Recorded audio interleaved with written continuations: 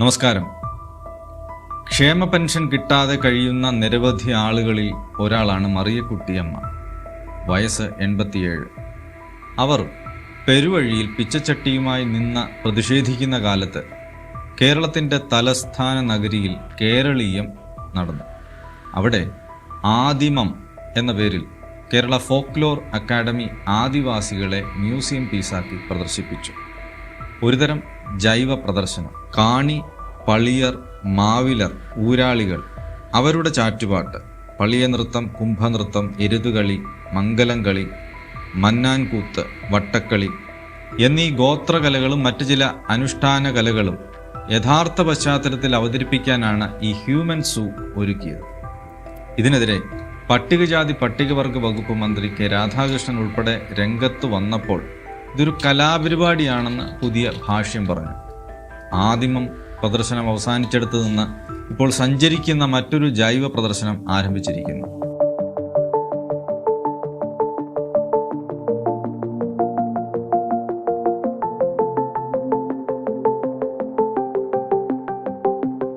ഇതും ഒരു നവ മനുഷ്യശാല പ്രദർശനമാണ്. ജനാധിപത്യ കാലത്ത് ഭരിക്കുന്നവർ ഭരിക്കപ്പെടുന്നവരോട് ചെയ്തുകൊണ്ടിരിക്കുന്ന സൽക്കർമ്മങ്ങൾ വിശദമാക്കാൻ ഒരുപക്ഷെ ഇത് വേണ്ടിവരും. കാരണം വോട്ട് ചെയ്യുന്നവരെല്ലാം 30,500 രൂപയുടെ കണ്ണട ഉള്ളവരല്ല, ഡേറ്റാ ശേഖരണവും പഠനവും നടത്തുന്നവരല്ല.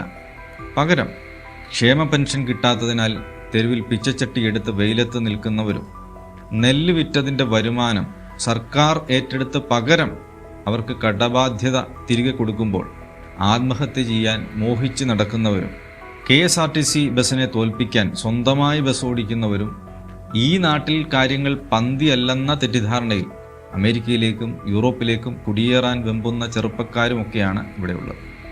അപ്പോൾ ഇത് പോയി നേരിട്ട് ഓരോ വോട്ടറോടും പറയുന്നതാണ് ജനാധിപത്യത്തിൻ്റെ ശക്തിയും സൗന്ദര്യവും. അതാണ് സഞ്ചരിക്കുന്ന നവകേരള പ്രദർശനശാല.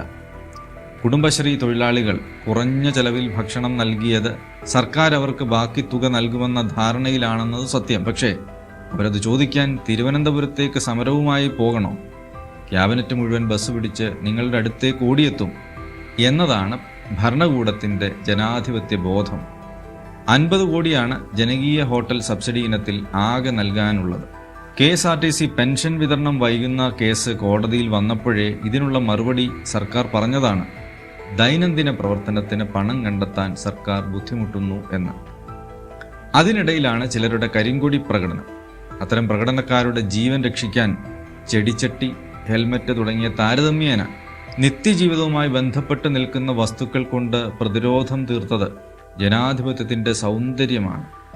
ചെടികൾ ശുദ്ധവായു നൽകുന്നു, ഹെൽമറ്റ് അപകടത്തിൽ തല സംരക്ഷിക്കുന്നു. ആർക്കാണ് ഇതറിയാത്തത്? കരിങ്കൊടി കാണിക്കുന്നത് തീവ്രവാദമാണെന്ന് താത്വികാചാര്യന്മാർ പറഞ്ഞത് കൃത്യമായി ഇന്ന് പത്രങ്ങളെല്ലാം ചേർത്തിട്ടുണ്ട്. അത് ജനാധിപത്യപരമായ പ്രതിരോധം അല്ല.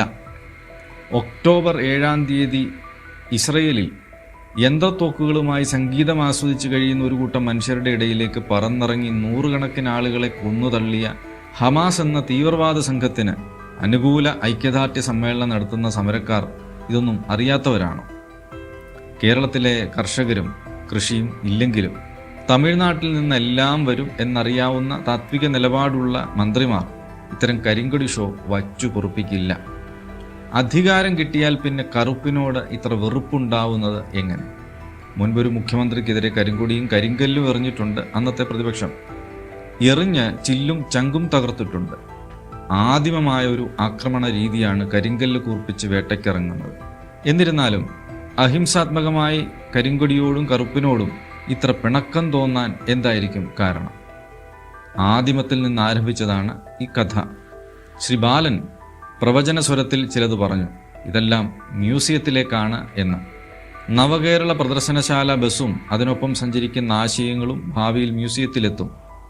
ഒപ്പം സഞ്ചരിക്കുന്ന ഇടങ്ങളിലെ അത്താഴപ്പട്ടിണിക്കാരും പെൻഷൻ കിട്ടാത്തവരും കൈക്കൂലി കൊടുക്കാത്തതിനാൽ ഉദ്യോഗസ്ഥരാൽ അവഹേളിതരായ ജീവിതം ഒടുക്കിയവരുടെ പ്രേതങ്ങളും 4 വോട്ടിന് വേണ്ടി പ്രത്യയശാസ്ത്രം പണയം വെച്ച് മതതീവ്രവാദത്തിന് കളമൊരുക്കി കയറൂരിവിട്ട് ഇവിടെ ഭ്രാന്തുകൾ സൃഷ്ടിക്കുന്നവരും സ്വന്തമായി മാർക്ക് തിരുത്താൻ കഴിയാത്തവരും ദേശീയ അന്തർദേശീയ മതതീവ്രവാദികളുടെ ജാതിമത വർഗവർണ്ണ യുദ്ധങ്ങളും എല്ലാം ചേർന്ന് കേരളം ഒരു വിശാല ജൈവ മ്യൂസിയം ആകും. അങ്ങനെ സംഭവിക്കാതിരിക്കട്ടെ.